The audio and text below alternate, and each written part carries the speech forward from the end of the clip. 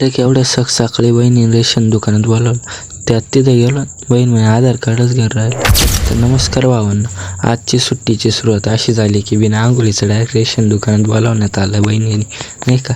मग काय गेलो डायरेक्ट रेशन दुकानात बिना आंघोळीचं एकदम कसं तरी वाटत होतं. पण काय मग काय तेवढ्यात बहिणीचं आधार कार्ड घरी राहिलं होतं. मग काय आधार कार्ड घेतलं. मग काय घेतली गाडी एवढ्या उन्हात आणायची आणि निघालो डायरेक्ट रेशन दुकानात गेलो तर पाहत होतं काय तेवढ्यात आपली बहीण नाही का. मग काय तांदूळ बिंदूळ घ्यायला लागली ती. म्हटलं घे बाई पाटक्यात.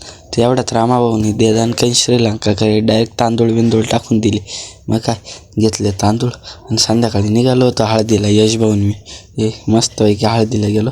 मस्तपैकी तिथे DJ चालू होता नाही का. तेवढ्यात आपल्या गल्लीतले पोरं बिरं भेटले. मग काय त्यांना भेटलो डायरेक्ट जेवायला आलो. जेवण म्हणजे आपलं मेन काम राहतं नाही का. जेवण बिवण केलं. जेवण करून डायरेक्ट यशभाऊच्या दुकानावर गेलो. मस्तपैकी छत्रपती शिवाजी महाराजांची अशी फ्रेम होती मस्त लावलेली हार बीर घाल. मग यशभाऊ म्हणे आता दुकान वाढवलंय, आता आपल्याला जायचंय मस्तपैकी सोडा प्यायला. म्हटलं चाल. यशभाऊने मस्तपैकी ऑरेंज आणि आपण काला खट्टा घेतला.